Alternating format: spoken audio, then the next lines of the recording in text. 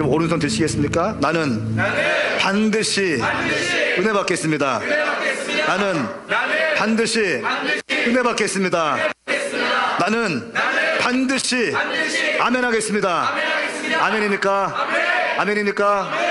여러분 제대로 합시다. 자, 오늘 말씀은 사도행전 21장 17절부터 36절까지 말씀인데, 한 곳을 향해서 달려갔던 바울이, 한 곳을 향해서 달려갔던 바울, 어떠한 망설임도 없이 주님만을 향해서 달려갔던 바울입니다. 그렇게 열심히 주님을 추구했던 바울이 드디어 잡혀가요. 그런데 지난주에 어떤 일이 있었냐면 4명의 예언 사역자들한테 예언을 받았습니다. 어떤 예언이에요?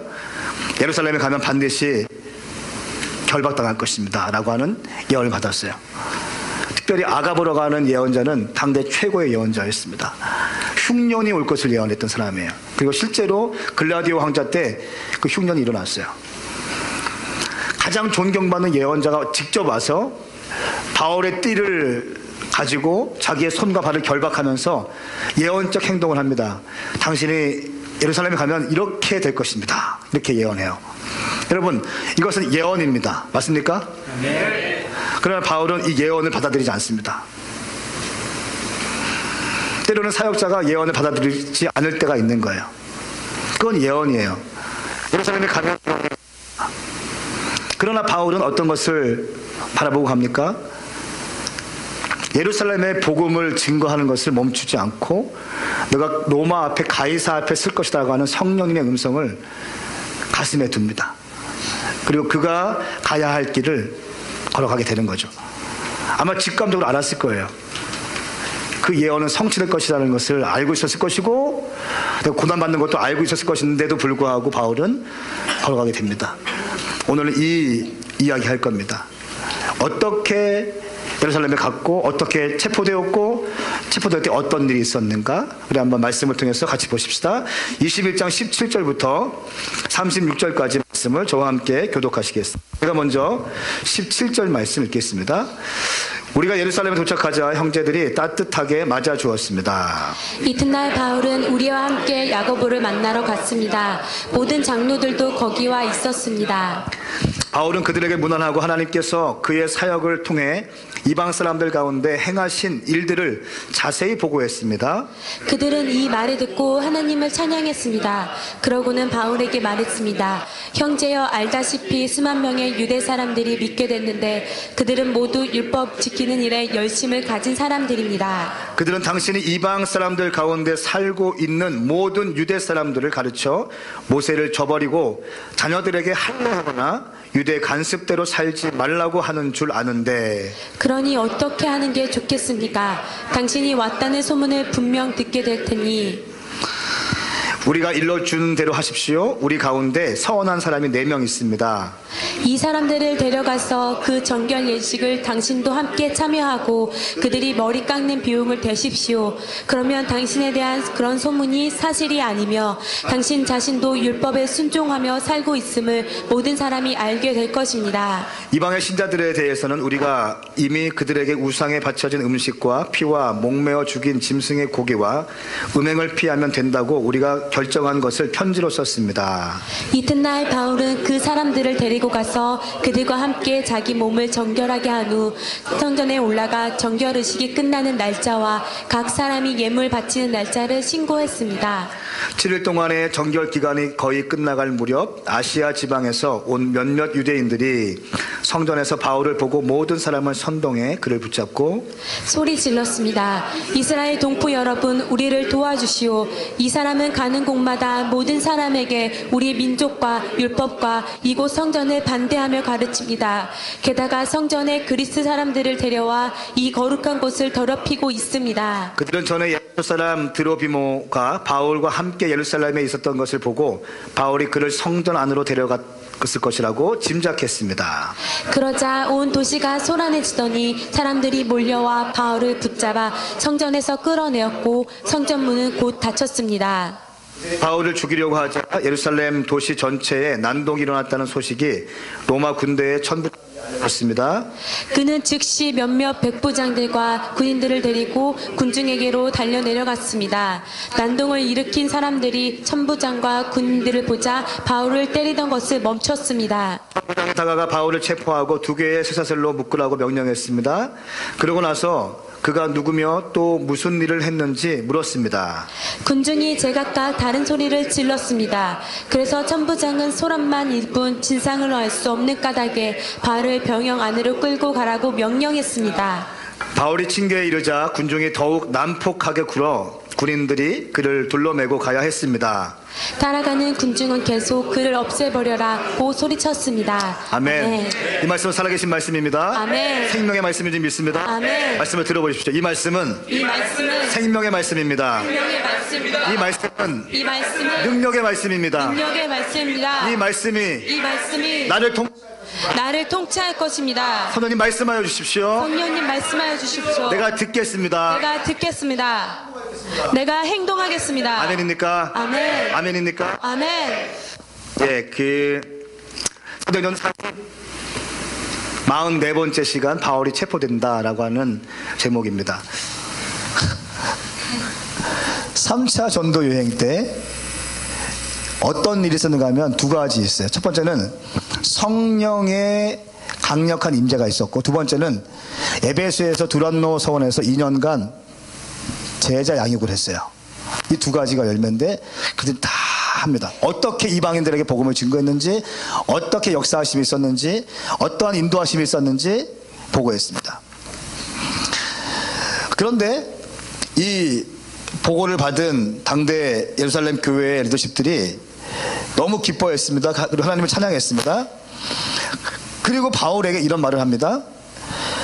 형제여, 알다시피 바울에게 말했습니다.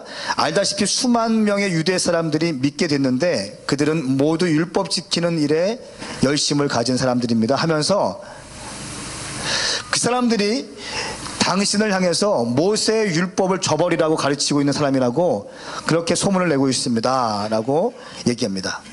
또한 유대 관습을 지키지 말라고 바울이 가르친다고 얘기했습니다. 굉장히 뿔나 있습니다. 이렇게 얘기합니다.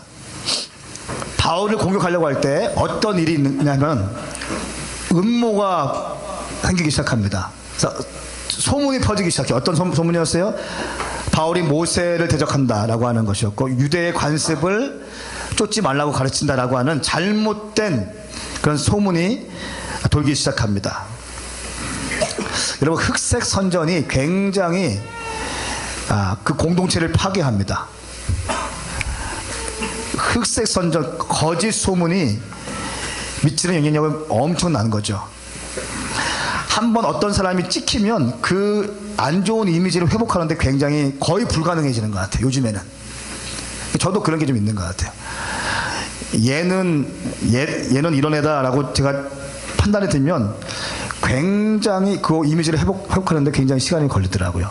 그리고 반대로 이 사람은 굉장히 신실한 사람이다라고 믿었는데 이 사람은 그렇지 않을 거라고 생각했었는데 그런 사람은 조금 실수해도 뭔가 이유가 있겠지. 김사무엘이 저렇게 할 때는 뭔가 이유가 있겠지. 사무엘인데 그럼 사무엘인데 뭐 이런 거. 요단이는 그렇지 뭐 이런 거. 그렇다는 게 아니라 또 삐지지 마라. 삐지지 마. 요단이는 그렇지 뭐 기대도 안 했어. 이런 거 있지 않습니까? 우리 가운데 있는 어떤 편견들 한번 찍히면요 안 돼요. 여러분, 우리 한국 사회 가운데 저는 MC몽도 피해자이고 뭐 여러 가지 있지만 타블로가 굉장히 큰 피해자라고 믿습니다. 타블로. 스탠포드 대학교 나왔잖아요. 그죠? 그 사람이 힙합한다고 그 안티하는 애들이 어떻게 했습니까? 학력 위조했다고 막 엄청 나왔어요. 여러 가지 방송하다가 사차하기도 하고. 그러니까 이 스탠포드 대학교에서 타블로가 공식적으로 나왔다는 것을 졸업장을 보냈어요. 그죠? 보냈는데 어떻게 합니까? 위조했다고. 어떤 거예요? 사실과 관계없는 거예요. 저놈은 스탠포드 대학교 나올 수 있는 애가 아니라는 거지. 껄렁껄렁하고 말하는 게 좀 그렇게 하니까 뭔가 좀 이렇게 똑똑하지 않은 것처럼 보이니까 자기가 볼 때 몇 명이 주도해가지고 한국을 아예 쑥대밭으로 만들고 그 사람을 타블로를 매장시켜 버립니다. 심지어 대학교에서 그 졸업 증명서를 보내줬는데도 불구하고 아니라는 거 아니라는 끝까지 소송하고. 뭐예요? 이게 말의 힘이에요. 어둠의 영들이 어떤 공간을 지배할 때 어떤 하나님의 사람들을 넘어뜨릴 때 주로 쓰는 전략입니다. 대중들을 선동시킵니다. 무리를 선동시켜요. 하나님의 사람들을 넘어뜨리기 위해서 음모를 꾸미기 시작하는 겁니다. 제가 좀 이 말씀을 가만히 볼 때 마음이 아픈 부분이 있었는데 그 부분은 예루살렘 당대 교회 지도자들이 이 바울의 어떤 음모나 이런 것들이 왔을 때 일 처리하는 방식이 저는 불만이 생겼어요. 굉장히 인간적으로 일을 처리하기 시작합니다.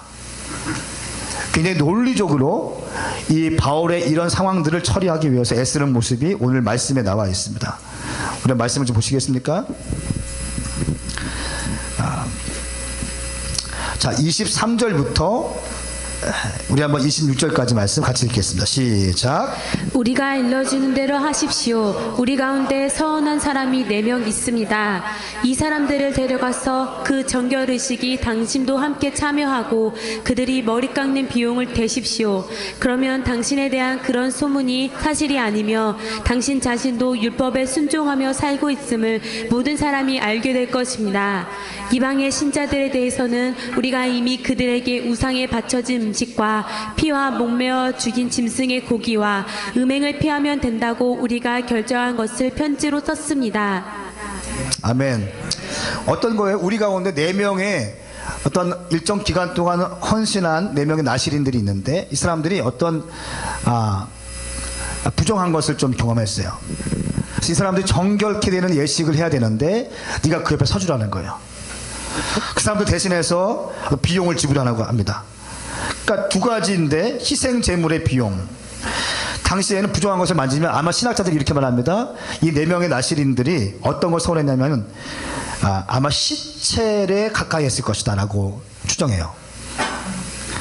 그 부정케 되어 4명의 나실인들을 위해서 비용을 지불하는데 당대 시체를 가까이 했던 사람들에게 어떤 희생제물이 필요한가 하면 민수기 6장에서 9장 12절까지 말씀에 이거에서 8마리의 비둘기의 값을 치러야 되고 4마리의 양을 잡아야 돼요. 그 비용을 다 내라는 거예요.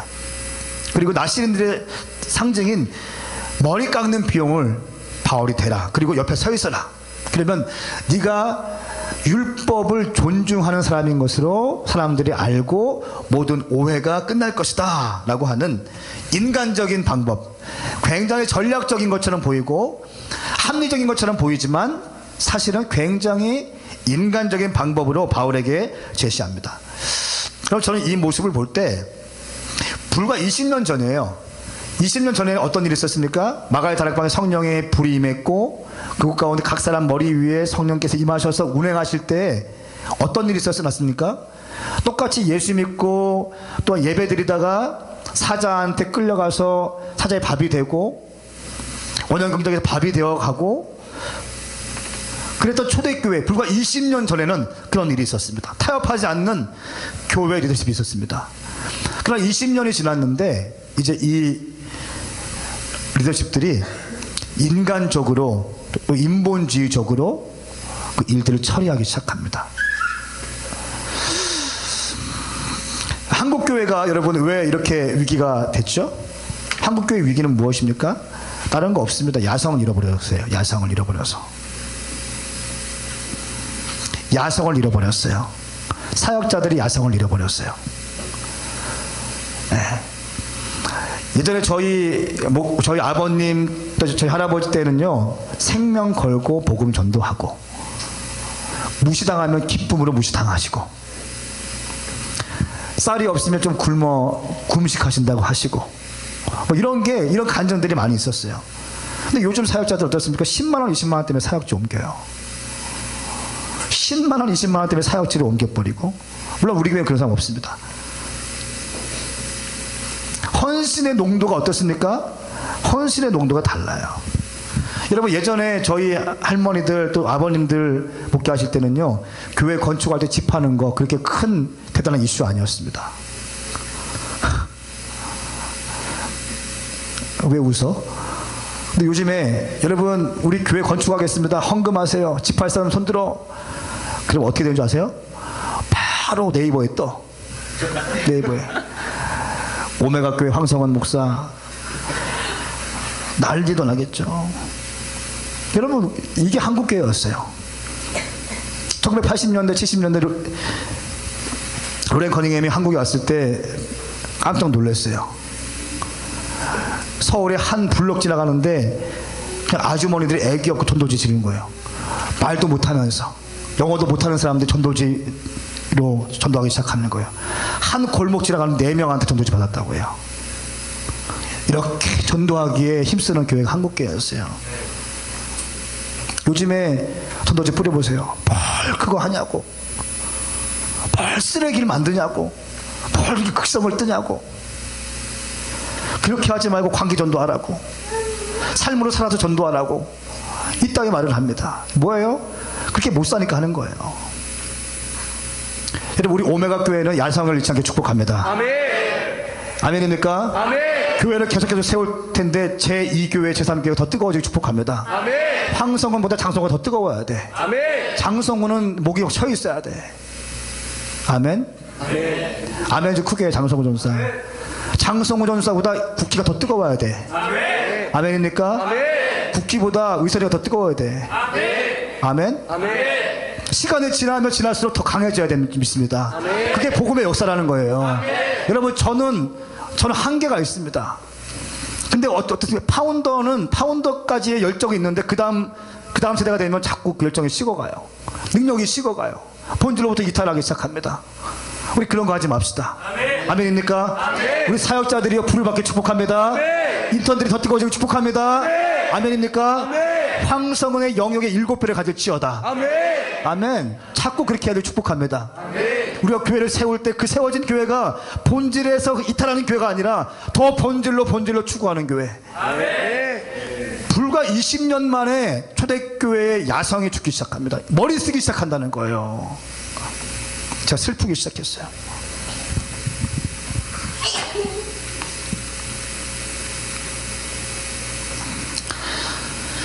자, 우리 한번 또 계속 보십시다. 26절 말씀 같이 읽습니다. 시작. 이튿날 바울은 그 사람들을 데리고 가서 그들과 함께 자기 몸을 정결하게 한 후 성전에 올라가 정결의식이 끝나는 날짜와 각 사람이 예물 바친 날짜를 신고했습니다. 27절. 그 7일 동안 정결 기간이 거의 끝나갈 무렵 아시아 지방에서 온 몇몇 유대 사람들이 성전에서 바울을 보고 모든 사람을 성동해 그를 붙잡고. 자, 보십시오. 이 결례를 행하는 그 기간이 7일이었어요. 재밌는 말씀이 있어요. 27절 말씀에 보니까 7일 동안의 정결 기간이 거의 끝나갈 무렵. 이 7일 동안 정결 기간이 거의 끝나면요, 바울에 대한 오해가 풀리기 시작하는 겁니다. 그런데 어떤 일이 있습니까? 거의 끝나갈 무렵 아시아 지방에서 온 몇몇 유대인들이 성전에서 바울을 보고 모든 사람들을 선동하기 시작합니다. 자, 재밌어요. 인간적인 방법으로 바울에게 제시했습니다. 바울은요, 인간적으로 움직인 것이 아니라 바울은 죽기로 결심한 사람이었어요. 예루살렘에 오면 결박당하는 줄 알고 있었어요. 그가 왔어요. 그러나 이것이 유대인들을 전도하는데 굉장히 효과적인 걸 믿었기 때문에 바울은 인본주의로 움직인 것이 아니라 그의 신앙의 믿음의 결정으로 움직이기 시작합니다. 그러나 보십시오. 7일 동안 정결 기간이 거의 끝나갈 무렵, 이 기간이 끝나면 바울은 오해로부터 풀리는 거예요. 모든 오해가 풀리는 겁니다. 그런데 그 7일 정결 기간이 끝나갈 무렵 어떤 일이 있습니까? 아시아에서 온 몇몇 유대인들이 그 지방 사람들을 선동해서 바울을 붙잡기 시작합니다. 이게 문제인 것입니다, 여러분. 인간의 방법으로 했을 때의 한계예요. 잠깐은 피해갈 수 있어요. 잠깐은 뭔가 좀 풀리는 것 같습니다. 뭔가 재밌지 않습니까? 무슨 드라마 보는 것 같지 않아요? 좀 있으면 자유가 되는데, 한 몇 시간만 있으면 완전히 자유롭게 되는데, 갑자기 아시아에서부터 온 유대인들이 들여다치기 시작하는 거예요. 사람들을 선동하기 시작합니다. 여러분, 사람들은 굉장히 이성적인 것 같지만 아니요, 감성적이에요. 혼적인 차원으로 다 풀어집니다. 선동되기 시작합니다. 그리고 소리를 지르죠. 이 사람은 가는 곳마다 모든 사람에게 우리 민족과 율법이 이곳 성전을 반대하며 가르칩니다. 게다가 성전에서 그리스 사람을 데려와서 이 거룩한 곳을 더럽히고 있습니다. 얘기해요. 당시에 성전에 이방인들이 들어왔으면 죽었거든요. 그 사람은. 근데 바울이 성전 안에 이방인들을 데리고 왔다고 얘기해요. 근데 그건 사실이 아니거든요. 자, 말씀 보실까요? 29절 말씀 시작. 그들은 전에 에베소 사람 드로비모가 바울과 함께 예루살렘에 있었던 것을 보고 바울이 그를 성전 안으로 데려갔을 것이라고 짐작했습니다. 아멘. 네. 보십시오. 드로비모가 바울과 함께 예루살렘에 있었던 것을 보고 함께 있었던 것, 또 길가에 시내에 있었던 것 사실이에요.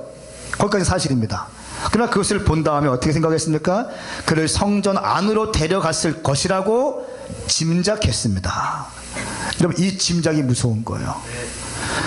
하나님의 교회 가운데 많은 사람들이 짐작합니다. 짐작합니다. 누가 한 말 하면 그 얘기를 가지고 짐작합니다. 어떤 것을 보면 짐작합니다. 여러분, 그 짐작이 굉장히 큰 죄를 불러오시다는 걸 기억하시기 바랍니다. 아멘입니까? 그러면 생각을 잘 하시기 축복합니다. 오른손 들어보십시오. 나는 내 입술에 결단코 쓰레기를 담지 않겠습니다. 불평을 담지 않겠습니다. 불만을 담지 않겠습니다. 내 생각에 쓰레기를 담지 않겠습니다. 아멘입니까? 아멘입니까? 당신 똑똑해 보이는 것처럼 보이는 순간이에요. 순간이에요. 신앙은요, 신앙생활은 우직하게 하는 거예요. 아멘입니까? 단순하게 하는 거예요. 좀 미련하게 하는 겁니다. 너무 주판을 튕기지 마세요. 하나님께 너무 계산적이지 마세요. 아멘입니까? 그냥 우직하게, 우직하게, 우직하게, 우직하게. 자, 그 결과 보십시오. 이렇게 사람들을 선동하기 시작했습니다. 성전 안으로 사람들을 데리고 왔다. 그렇게 30절 말씀에 온 도시가 소란해지더니 사람들이 몰려와 바울을 붙잡아 성전에서 끌어내렸고 성전 문은 곧 닫혔습니다. 31절 말씀에 바울이 죽이려고 하자 예루살렘 도시 전체에 난동이 일어났다는 소식이 로마 군대 천부장에까지 알려졌어요. 얼마나 그 바울에 대한 문제가 중요한 문제였고, 완전히 바울을 매도했으면, 바울을 때렸으면 천부장에까지 알려지기 시작하는 겁니다.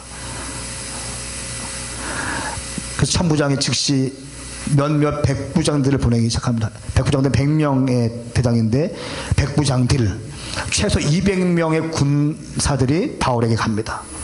그래서 거의 맞아 죽기 직전에 있는 바울을 감쌉니다. 보호하면서 어떻게 합니까? 33절 말씀에 천부장이 다가가 바울을 체포하고 2개의 쇠사슬로 묶으라고 명령합니다. 자, 보십시오. 결박당하기 시작합니다.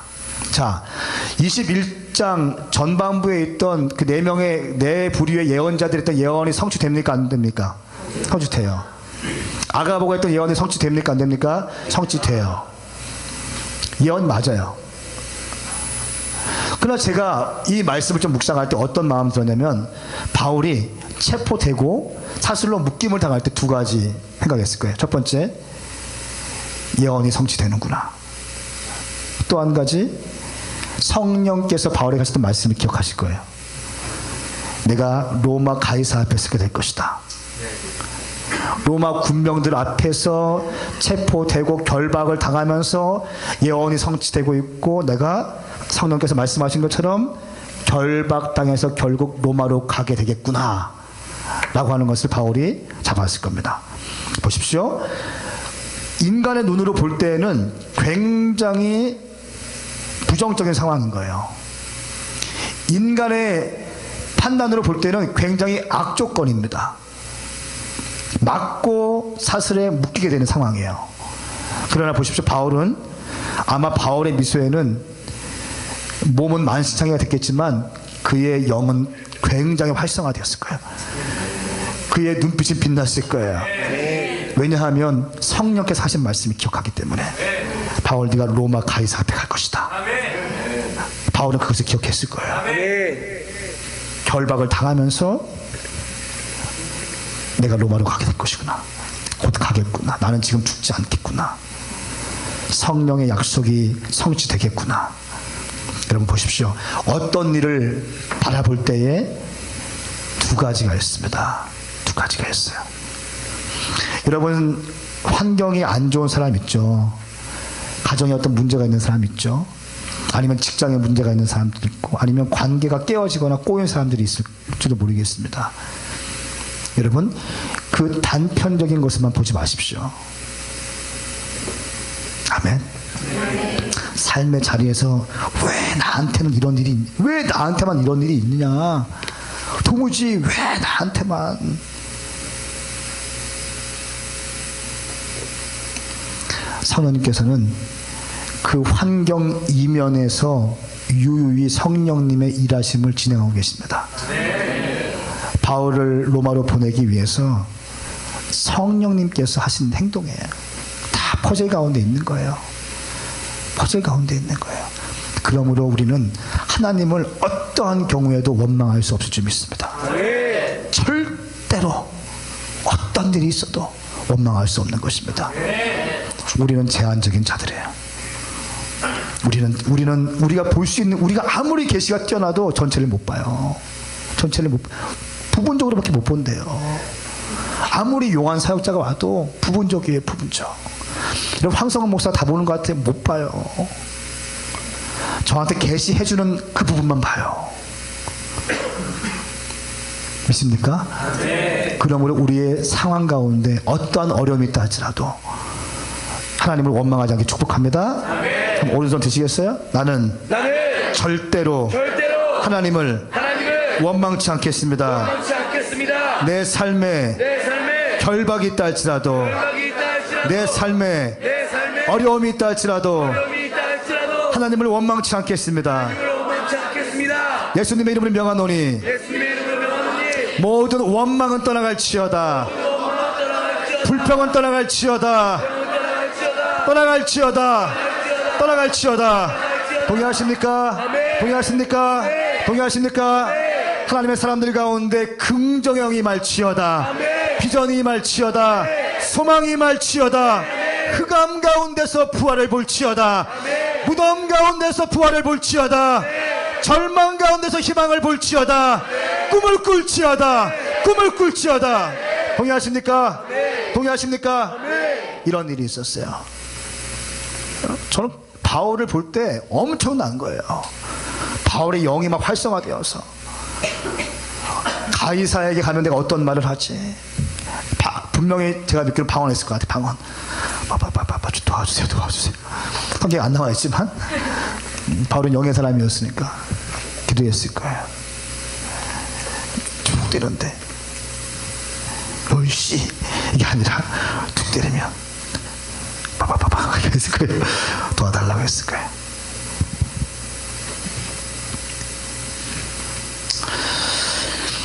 그리고 나서 어떻게 됩니까? 계속 끌고 갑니다. 35절 말씀. 바울이 층계에 이르자 군중이 더욱 난폭해져서 난폭하게 굴어 군인들이 그를 둘러매고 가야 했습니다.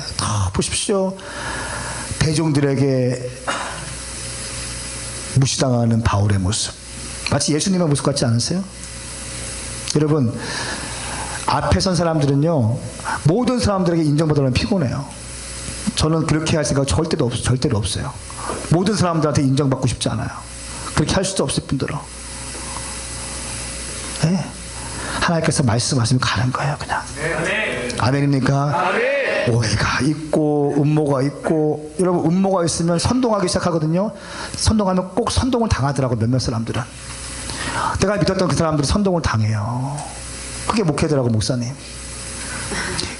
은혜항역교회 손 들으세요. 오른손 부쩍 들으세요. 은혜항역교회. 나는 크게 좀 해주세요. 나는 절대로 부정적인 말을 하지 않겠습니다. 나는 절대로 비전을 말할 것입니다. 아멘입니까? 아멘입니까? 선동 당하지 마세요. 선동. 꼭 있어요. 꼭 있어. 몇몇 유대인들이 여기까지 따라와. 아시아에서 온 유대인들이 배를 타고 따라오는 거죠. 바울을 음모하기 위해서.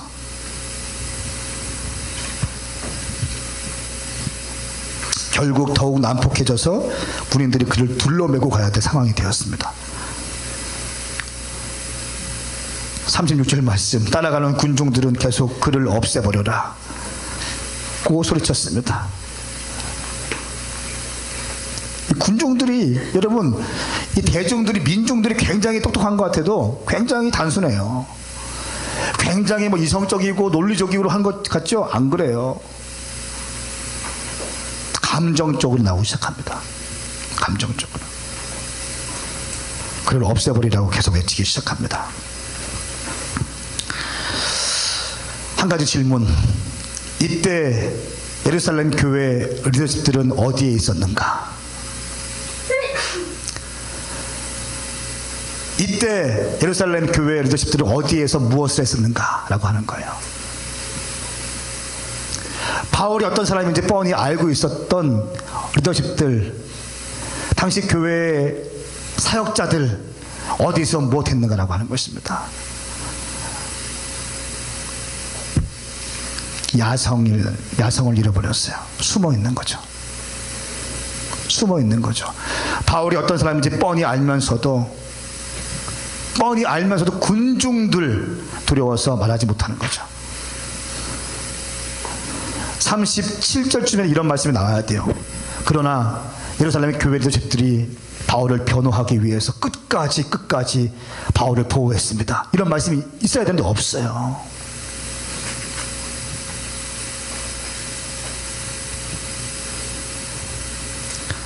그 야성이 다 죽었습니다. 정치적인 감투는 쓰고 있지만, 어떤 대제사장에서 복장들을 화려하게 입고 있지만, 머리에 그 직분을 상징하는 관들은 다 하나씩 쓰고 있지만 숨어 있습니다. 여러분, 야성을 잃어버리면 힘이 없습니다. 야성을 잃어버리면, 야성이 뭡니까?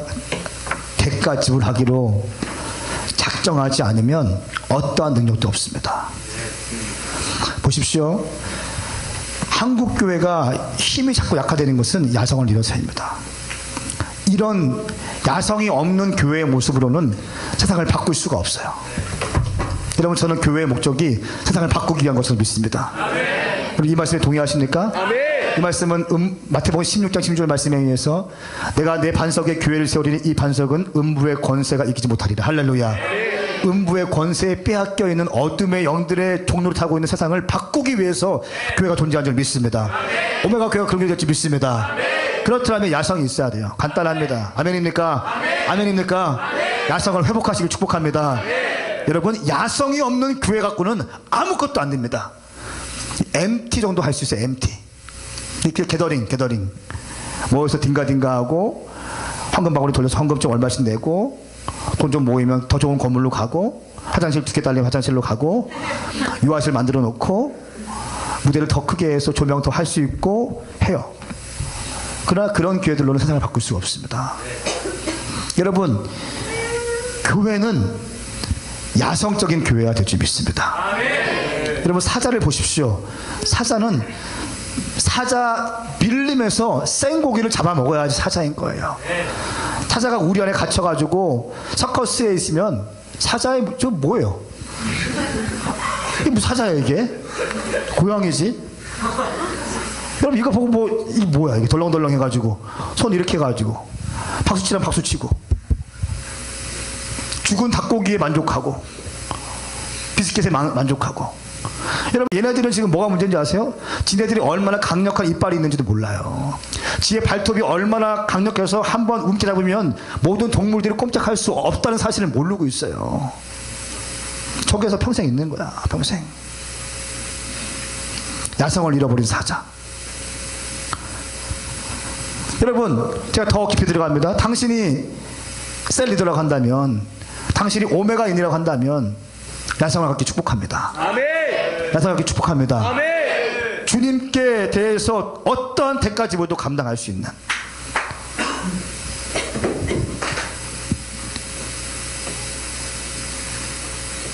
마지막 질문입니다. 당신에게도 바울과 같은 이런 대가 지불이 있는가? 라고 하는 거예요. 저 좀 보시겠어요? 당신에게 바울과 같은 대가 지불이 있냐는 거예요. 대가 지불. 응? 대가 지불. 내가 무슨 셀리더인데요, 내가 무슨 팀장인데요, 내가 사역자인데, 이거 말고, 덤팅이 말고. 저는 덤팅에 관심 없어요. 직분에 관심 없어요. 야성이 있냐는 거예요. 하나님의 몸된 교회를 위해서, 핏값으로 세운 교회를 위해서 대가 지불할 준비됐냐는 겁니다. 어떤 분이 이렇게 말했습니다. 예수 그리스도께서 당신을 위해서 십자가에 못 박힌 것이 진실이라면, 그리고 내가 그 진실을 믿는다면 당신의 헌신은 더 이상 헌신이 아니다. 예수님께서 당신을 위해 십자가에 못 박히신 것이 진실이라면, 그리고 내가 그 진실을 믿는다면 당신의 헌신은 더 이상 헌신 아니라는 거예요. 예수님의 십자가의 대속적 죽음 앞에 우리가 어떻게 헌신이라는 말을 함부로 하죠? 저희는요, 헌신과 봉사를 철저히 구분합니다. 저는 헌신자라는 표현을 잘 안 쓸 거예요. 그냥 봉사하는 거지. 예배팀에서 좀 봉사해 주는 거지, 그치? 미디어 팀에서 좀 봉사해 주는 거지 뭐. 그게 뭐 헌신이야, 당연한 거지. 좀 일찍 와서 중보하고 안내 쓰고 하는 거지. 이게 무슨 헌신입니까? 그죠? 봉사인 거지, 봉사. 봉사. 여러분, 제가 축복합니다. 당신의 봉사의 수준을 헌신적 차원으로 끌어올리시 축복합니다. 이 과정에는 대가 지불이 필요한 거예요. 결정적인 순간에 대가 지불이 필요한 거예요. 많은 사람이 여기서 막혀버려요. 여기서 막혀요. 영의의 자아가 이만큼 있는데 말씀 앞에 그 자아를 버릴 수 있는가요? 어? 네가 꽉 붙잡고 있는 그것이 있는데 말씀 앞에 그것을 내려놓을 수 있냐? 이게 대가 지불이에요. 이게 있으면 안 되거든. 어느 정도는 따라올 수 있거든요. 근데 결정적인 순간에 안 돼요. 그러니까 어떻게 됩니까? 바람이 쳇바퀴 도는 거예요.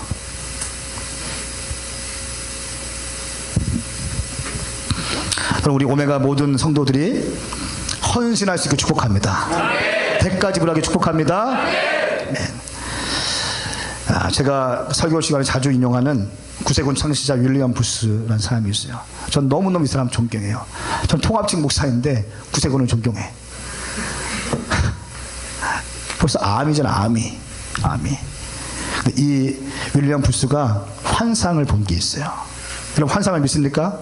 저는 믿어요. 예언을 믿습니까? 저는 믿어요. 치유를 믿습니까? 저는 믿어요. 축사를 믿습니까? 난 믿어요. 난 다 믿어요. 아멘. 성경에 나오면 다 믿어요. 분별할 거예요. 윌리엄 부스가 환상을 봤어요. 그 환상을 영상으로 좀 만든 것이 있습니다. 잠시 보시겠습니다.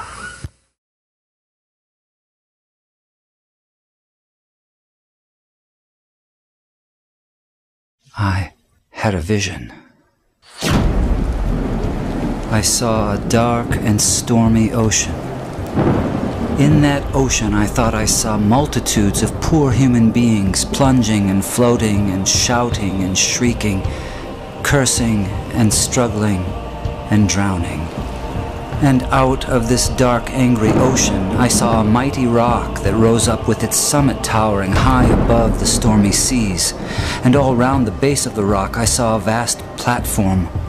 And on this platform I saw with delight a number of the poor wretches continually climbing out of the angry ocean. And I saw that some of those who were already safe on the platform were fervently helping the poor creatures still in the angry waters to reach safety. But something puzzled me. Although they had all been rescued at one time or another from the ocean, nearly everyone seemed to have forgotten all about it. Anyway, the memory of its darkness and danger no longer troubled them.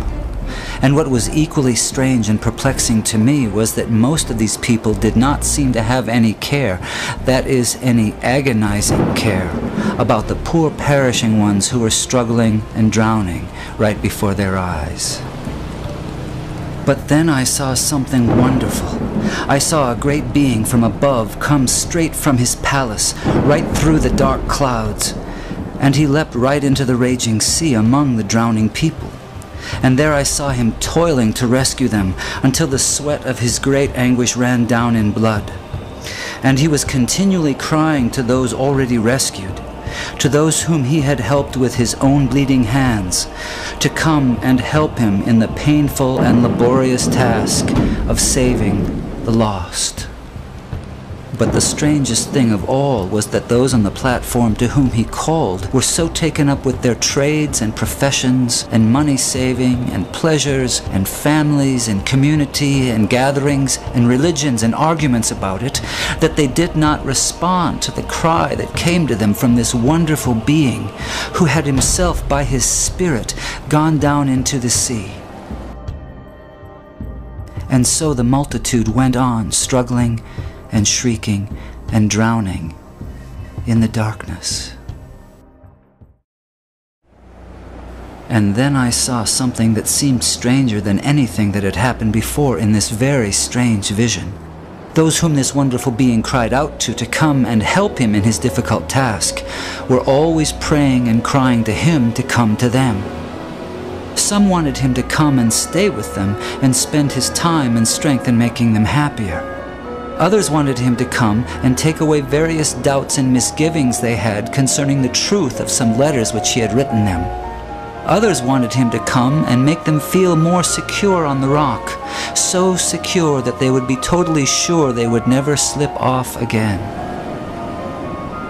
They used to meet and get as close to the rock as they could, and looking towards the mainland where they thought the great being was, they would cry out, "Come to us, come and help us." But all this time, he was down among the poor drowning creatures, crying to them in a hoarse voice, "Come to me, come and help me." And then I understood it all. It was plain enough. That sea was the ocean of life, the sea of real actual human existence. Those multitudes of people struggling in the stormy sea were the billions of sinners from every race, language, and nation. That great sheltering rock was Calvary, the place of the cross, and the people on it were those who had been rescued from sin and hell and who professed to be followers of Jesus Christ. That mighty being who called to them from the tempest was the Son of God, the same yesterday, today, and forever, who is still struggling to save the dying multitudes about us from this terrible doom of damnation, and whose voice can be heard above the music and machinery and noise of life, calling on the rescued to come and help him save the world. My friends in Christ, you are rescued from the waters. You are on the rock. Jesus is in the dark sea, calling on you to come and help him. Will you go?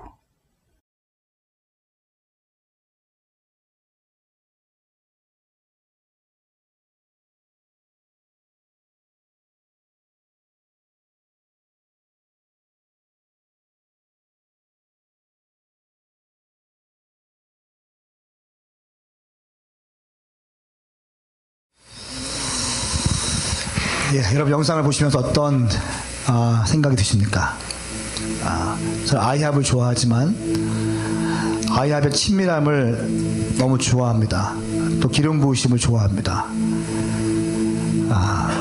그러나 제일 중요한 것은 친밀함, 또 기름 부으심, 이것보다 가장 중요한 것은 영혼 구원이 될 줄 믿습니다. 여러분, 영혼 구원을 위해서 당신이 가시기 축복합니다. 인생이라는 바다, 그 바다 가운데 익사하고 있는 많은 청년들, 특별히 많은 청년들이 익사하고 있고 죽어가고 있습니다. 누군가는 머리끄댕이를 잡고 살려내야 돼요. 인생에서 말하고 있는 것처럼 어떤 사람들은 가판 위에 있는 구원받은 사람이라고 하는 사람들이 더 친밀하게 해주세요. 나와 더 시간을 보내주세요. 중요한 부분입니다. 또 내게 능력을 더 주세요. 기름 부어주세요. 중요해요. 자기 뭐 하느라고 자기의 뭐 야망을 이루기 위해서 열심히 일하고 열심히 행복을 추구하고 가족도 소중하고 다 소중하지 않습니까? 다 소중한데 가장 중요한 것 영혼 구원이라고 저는 믿습니다. 여러분 주변에 있는 믿지 않는 불신자들 그 사람들을 위해서 당신은 무엇 하겠습니까? 누가 죽어가는 영혼들을 위해서 바다에 뛰어들 것입니까? 누가 희생을 자초할 것입니까? 누가 예수쟁이를 자초해서 캠퍼스에 들어가서 복음을 증거할 것입니까? 오늘 우리 주님께서 말씀하시는 질문하시는 겁니다. 누가 갈 것인가? 나를 위해 누가 갈 것인가? 이사야 6장 8절 말씀에 이렇게 말씀하고 있습니다. 내 주께서 말씀하시는 음성을 들었다. 그분이 말씀하셨다. 내가 누구를 보낼까? 누가 우리를 위해 갈까? 그래서 내가 말했습니다. 제가 여기 있습니다. 저를 보내주십시오. 바울은 이 주의 음성에 동일하게 응답한 사람입니다. 주님, 제가 여기 있습니다. 나를 보내주십시오. 베드로 역시 이렇게 응답했습니다. 사랑하는 여러분, 가슴 뛰는 삶을 원하십니까? 식지 않는 열정을 가지고 살고 싶습니까? 한순간의 기쁨과 한순간의 성취감이 아니라 영원한 기쁨 가운데 살고 싶습니까? 이 바다에 뛰어드십시오. 뛰어드셔야 합니다. 그리고 그 일에 헌신하십시오. 당신의 시간도, 당신의 돈도, 당신의 젊음을 바다 가운데 던지십시오. 건져내십시오. 바울은 끝까지 체포되면서까지 로마로 가는 것에 대한 거룩한 비전을 안고 체포당해 주었습니다. 우리 모두 오메가인이 그렇게 했으면 좋겠습니다. 2월달에 전력 총동원 전도 주관으로 삼고 이제 캠퍼스가 되면 집에 갔던 아이들 다 들어오고 새로운 아이들 다 들어오고 신입생 들어올 때 어떻게 하겠어요? 오메가 교회 부르시면 청년과 다음시대인데 대충 설렁설렁 되겠습니까? 아니에요. 과격하게 헌신합시다. 아멘입니까? 아멘입니까? 봉사하지 말고 헌신합시다. 그때 꼭 들릴 거예요. 뭘 그렇게까지 해야 되냐고. 뭘 그렇게까지 해야 되냐고. 대학 때 스펙 쌓아야 되고 토익 점수 만들어내야 되는데 취업 준비 안 하냐고. 너는 교회에서 살면 되냐고. 이런 얘기 분명히 들릴 겁니다. 그것이 세상의 관점이기 때문에 세상의 관점은 그렇게 말할 거예요.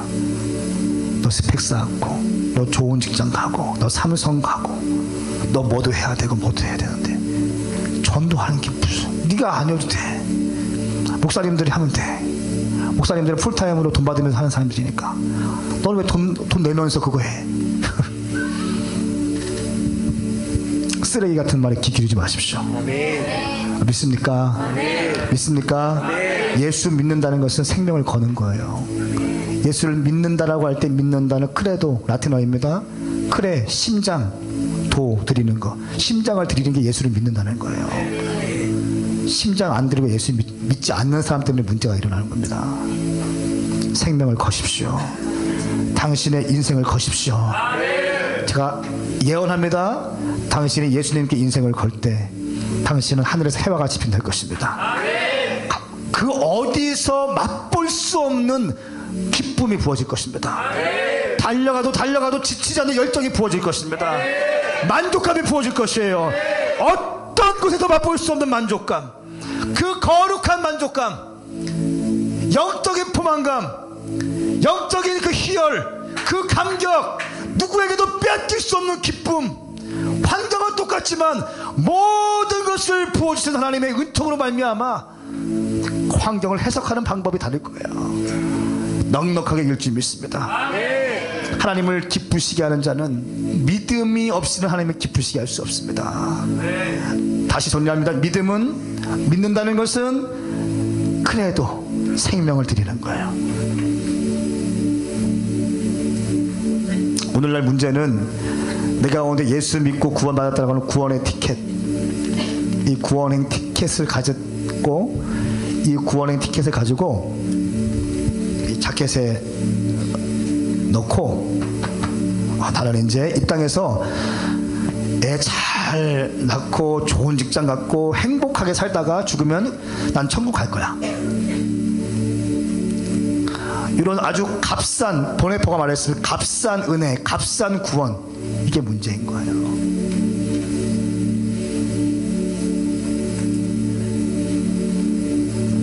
예수를 제대로 믿읍시다. 예수를 제대로 믿으셔야 합니다. 체포돼도 기쁠 수 있습니다. 고난받아도 기쁠 수 있습니다. 가슴 뛰는 삶, 바다로 뛰어드는 겁니다. 우리 모든 성도님들이 그 인생의 바다 가운데 뛰어들어서 죽어가는 영혼 살릴 수 있게 예수님을 선포합니다. 같이 기도하십시다. 다음 주 일어나서 기도하실 때 거룩하신 성령님, 내 가운데 바울에게 주었던 그 영혼 구원의 열정 부어주시옵소서. 또 윌리엄 부스가 환상 가운데 보았던 그 오늘날 크리스찬들에 대한 정확한 예언적인 어떤 그림들이 있습니다. 구원받았음에도 불구하고 자기도 지옥 갈 익사할 수밖에 없는 상황이었지만 하나님의 예수님의 보혈의 피로 구원받았는데 그 구원의 감격을 잃어버리고 자기의 야망만을 위해서, 자기의 행복만을 위해서, 잠깐의 말초신경을 위해서 인생을 허비하고 그 구원 감격을 다 잃어버리고 저기 빠져 죽어가는 익사당하고 있는 많은 사람들 모른 체 하면서 내 혼자 구원받았다고 큰소리치고 있는 그런 오늘날 크리스찬들의 모습을 윌리엄 부스가 환상을 통해서 미리 보았습니다. 이상 기도할 때 거룩하신 성령님, 내가 그 바다에 뛰어들게 하여 주시옵소서. 대가 지불하며 뛰어들게 하여 주시옵소서. 그래서 많은 사람들을 예수님께 인도하게 하여 주시옵소서. 영혼 구원의 가치가 내 인생의 최고의 가치가 될지어다. 영혼 구원이 내 인생의 최고의 가치가 될지어다. 저는 내 가운데 최고의 열정과 충성과 헌신을 부어주시옵소서. 이 시간 주의 이름 세번 부르고 선포하며 기도하십시다. 주여!